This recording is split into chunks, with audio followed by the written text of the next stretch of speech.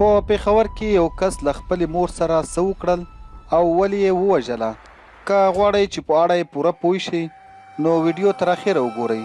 په سلامونو او نیکو هیلو مو هرکلی کوم. الله جل جلاله اویا ځله له مور څخه مهربان دی. سمندر وایي چې مور هغه هستي ده چې د اولاد په سلګونو زره رازونه په سینه کې پټ ساتي. وریځو وویل چې مور هغه هنداره ده چې هر رنګ پکې لورای ښکاري. غرونو وویل چې د مور درناوی زما د څوکو څخه هم ډیر لوړ دی.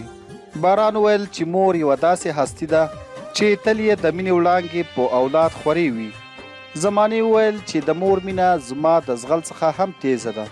او شاعر وویل چې مور یوه داسې هستي ده چې د اورېدونکي زړه ته ښکته کیږي. خو دلته بیا زموږ او ستاسو په معاشره کې داسې خبرونه اورېدل کیږي چې د سړي زړه له دنیا څخه تور کړي.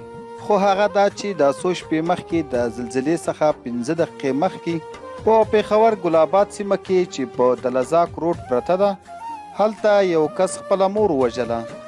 تازه د قاتل ورور په خپله مرکه کې دا وویل چې د دې قاتل ښځې سره زموږ مورکۍ جنګ کړی و. نو د همدې جنګ په نتیجه کې دې بدبخته او زناور خپله مور وژله. پښتنو خپل ورونه وژل ژوندي یې نه پرېښودل. خو اوس داسې وخت هم راغی چې خپله مور چې اولاد ته د زړه غوښې ورکوي هغه هم وژني.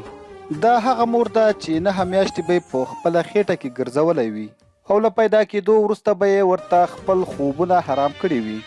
خو نن هغه زوی راپاڅېدو او خپله مور او جنت یې ووژو. دوستانو ما سره نور الفاظ نشته او نه هم نور څه د ویلو لرم. نو اوس تاسو خپل نظر په کمنټ کې ضرور ولیکئ. تر بلې ویډیو مو په لوی او بخښونکي رب سپارم.